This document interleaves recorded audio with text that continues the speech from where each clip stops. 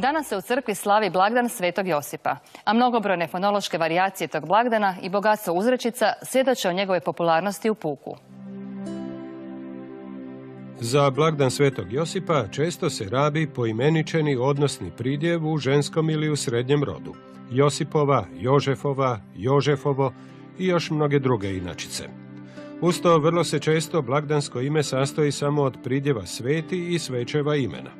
Pa je to u čakavštini vrlo često sveti Osip, sveti Osip ili u Istri zna biti i sveti Jože, u Gradišću sveti Jožef, a isto tako i ostali govori imaju koji nisu čakavski slične kombinacije.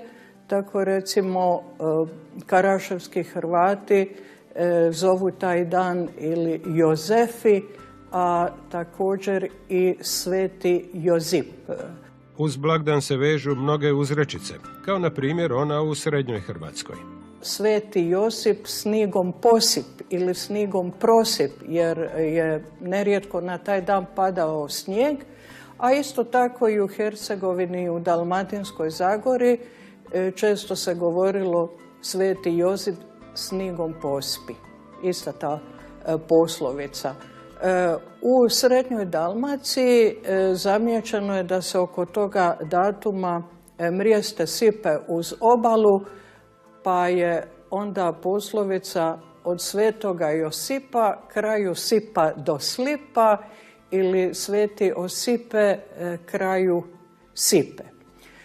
U Gradišću pak je vrlo često to bio simbol proljeća, pa je odatle i poslovica Sveti Jožef zeljenu kiticu kaže.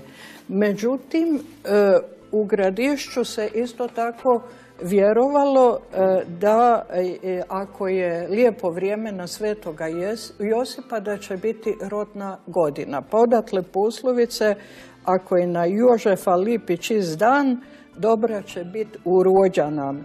Ili lip dan na Jožefa donese dobro ljeto. Mnoge uzrečice vezane su uz dolazak ptica koje u to doba nesu jaja, poput one u srednjoj Dalmaciji.